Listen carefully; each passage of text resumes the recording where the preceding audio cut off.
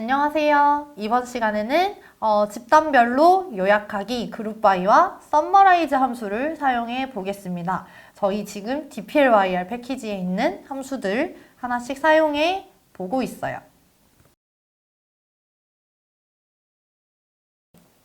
새롭게 또 보시는 분들을 위해서 dplyr 패키지를 사용하기 위해서는 install.packages 하셔서 dplyr 패키지 설치해 주시고요. 실행시켜 주셔야 해요.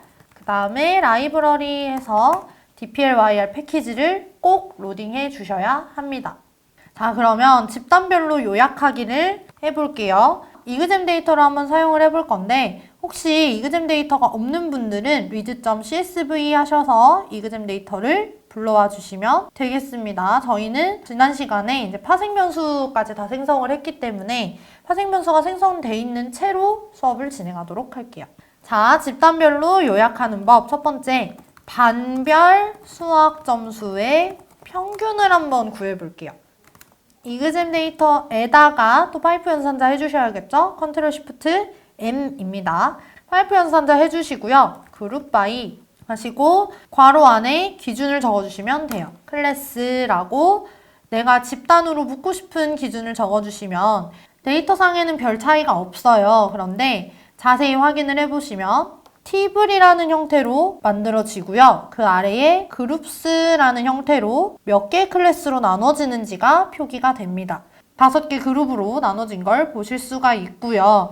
그룹 바이 함수는 주로 혼자 사용하는 경우는 없고 통계량을 산출하는 썸머라이즈 함수와 함께 사용을 합니다. 괄호 안에 우리 전에 뮤테이트 썼던 것처럼 내가 지정하고 싶은 변수명을 작성을 하시고 괄호 안에 어떤 값을 요약할 건지 우리는 평균을 계산할 거기 때문에 min하고 괄호에 mass를 적어주시면 돼요. 그러면 결과를 확인하시면 반별 수학점수 평균이 계산된 걸 보실 수가 있습니다.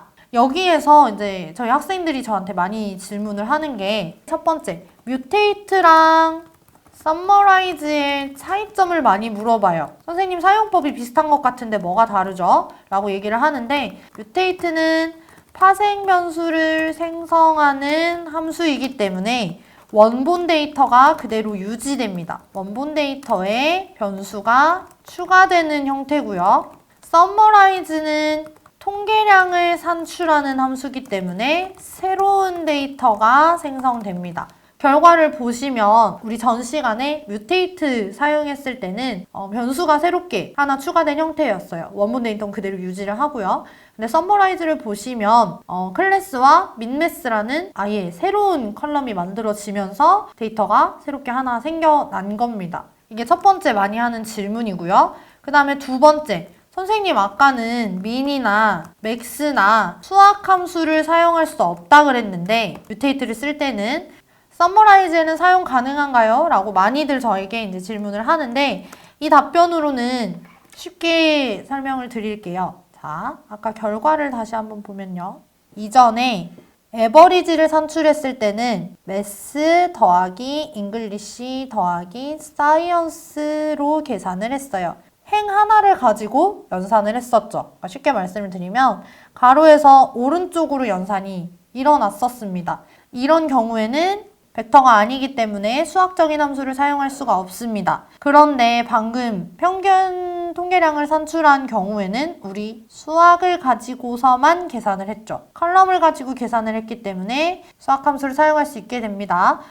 데이터 프레임 설명을 들으셨을 때 데이터 프레임 강의를 다시 들어보시면 데이터 프레임은 결국에 벡터들의 조합이라고 설명을 들으셨을 거예요. 각 컬럼들이 결국에 하나의 벡터이기 때문에 컬럼 하나를 가지고 연산을 할 때는 수학 함수를 사용할 수 있습니다. 그래서 지금도 보시면 뮤테이트 쓰실 때는 min 함수를 사용할 수가 있어요. 한 가지만 기억하시면 돼요. 수학 함수를 사용을 하실 때는 내가 적용하고 싶은 데이터가 벡터인가 아닌가의 여부를 확인하시면 되겠습니다. 많이 질문하시는 거에 대해서 제가 좀 답변을 해드렸고요. 이번에는 반별, 패스, 페일, 빈도수를 한번 계산해 볼게요. 그러니까 1반 학생들 중에서 패스 몇 명, 페일 몇 명, 2반 학생들 중에서 패스 몇 명, 페일 몇 명 이렇게 계산을 해 볼게요. 자, 이그잼 데이터에다가 그룹을 묶을 건데요. 자, 먼저 반별로 묶어주시고요. 두 번째 그룹을 또 지정을 해주셔야 해요.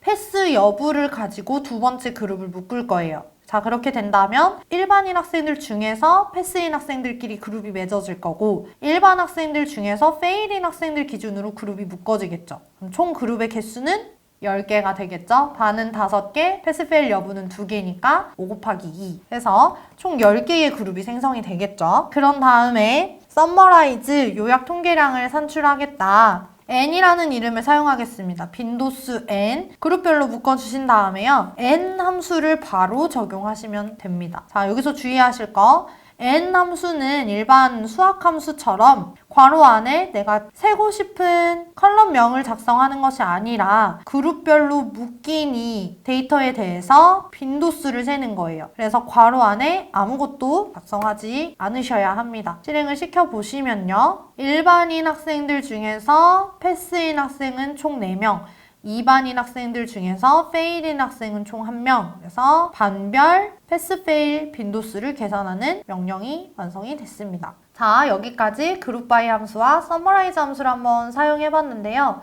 그룹 바이 함수랑 서머라이즈 함수는 이제 다방면에서 많이 활용되는 함수이기 때문에 좀 다양한 문제를 보시면서 개별적으로 좀 문제를 풀어보시는 게 되게 좋습니다.